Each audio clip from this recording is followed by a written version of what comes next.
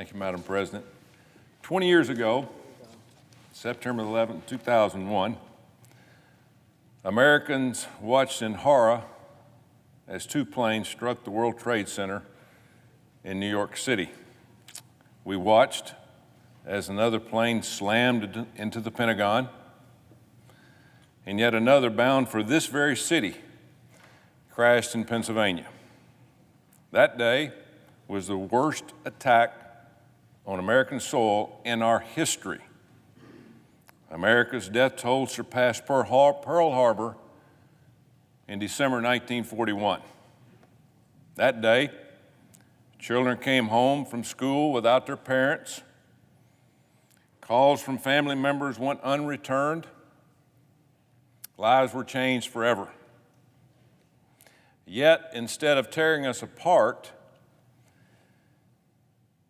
instead of frightening Americans off the world stage, the cowardly act that attacked on September 11th brought our nation together.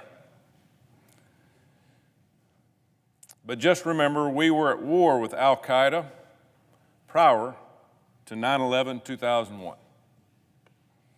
In the 1990s, between 10,000 and 20,000 people went to Afghanistan to train to be terrorists. Insurgencies sprang to life in Algeria, Indonesia, Philippines, Somalia, and Yemen. The World Trade Center was bombed the first time in 1993 by Ramez Yousef, who spent time in a terrorist camp in Afghanistan. 1998, Al-Qaeda bombed 2 U.S. embassies in Africa. In 2000, Al-Qaeda bombed a U.S. warship, the USS Cole, killing 17 Americans. The 9/11 Commission would later write, the 9/11 attacks were a shock, but they should not have come as a surprise. That came from the Commission. But they were a surprise to most Americans because our leaders simply ignored the threat, issued a weak diplomatic scold, and promised over-the-horizon missiles and surveillance could solve the problem. What solved the problem was American resolve and American might. That fighting spirit began on the bright blue morning of September 11th, when a 32-year-old software salesman named Todd Beamer boarded a United Airlines Flight 93. Todd knew his plane was likely bound for another mishap or catastrophe after hearing it on the telephone just after takeoff. He knew that this plane was either headed for the Capitol or the White House. He knew what happened to the other flights because of conversations. But instead of being fearful, Todd Beamer rallied his other passengers. The former college athlete stayed calm and prayed the Lord's Prayer. Then he and his fellow passengers unleashed hell on the hijackers of their plane. The moment Todd Beamer said, "Let's roll," is the moment America began to fight back against radical Islamic terrorism. That's when the war started.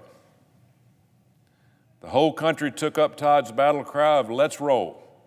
Over the next 20 years, 800,000 Americans rolled into Afghanistan. 800,000.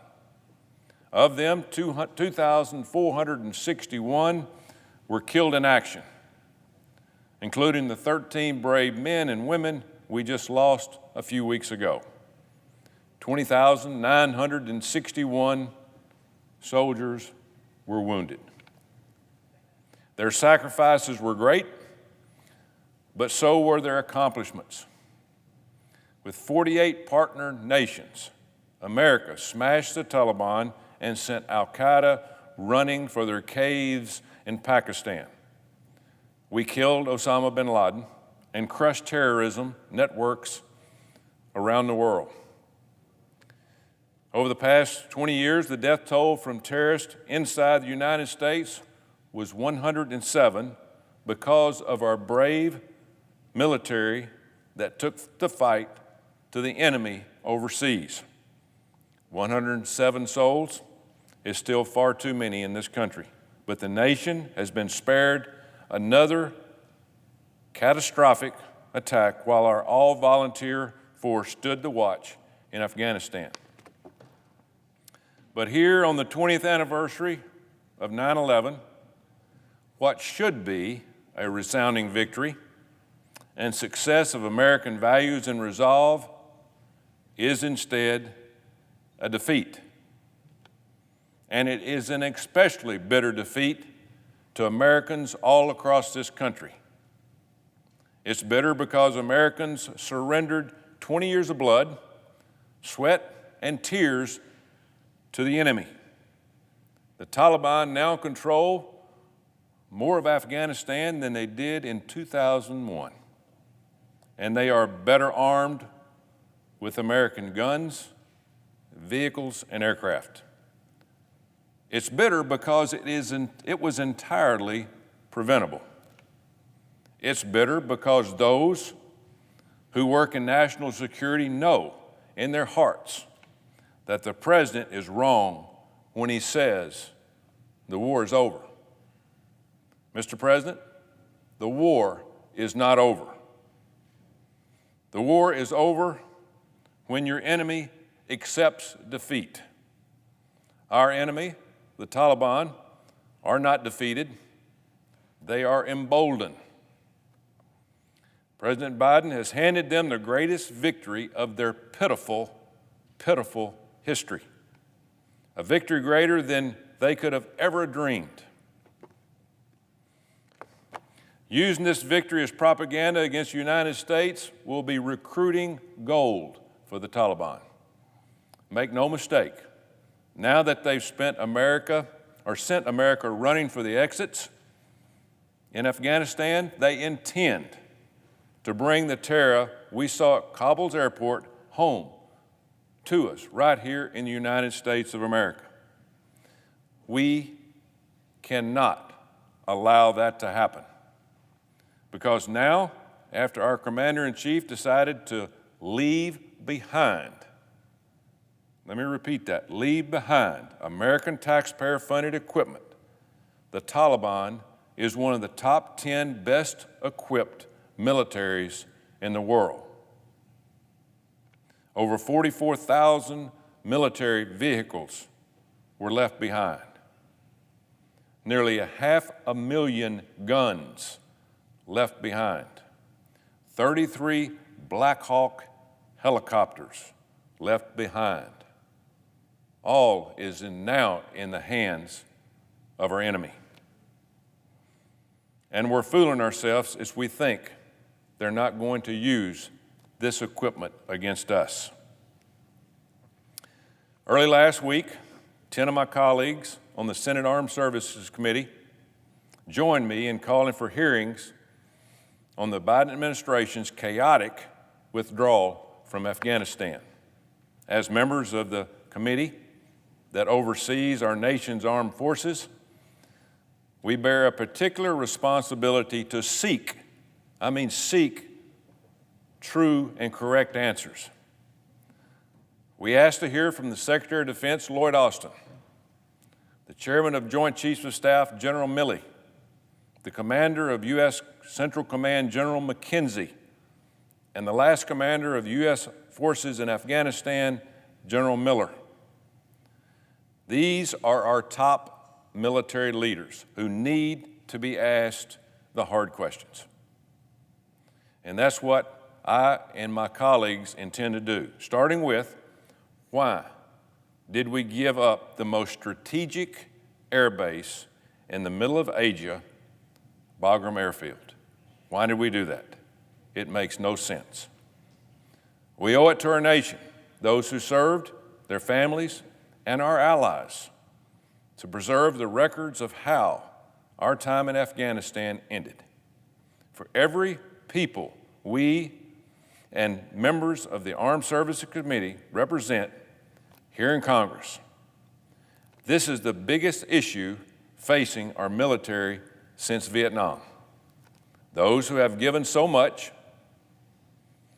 to this cause are demoralized and disheartened. I've talked to hundreds of them the last couple of weeks. Al-Qaeda didn't defeat our military. The Taliban didn't defeat our military. The complexities of rebuilding a country did not beat our military. This administration in Washington, D.C. defeated our troops.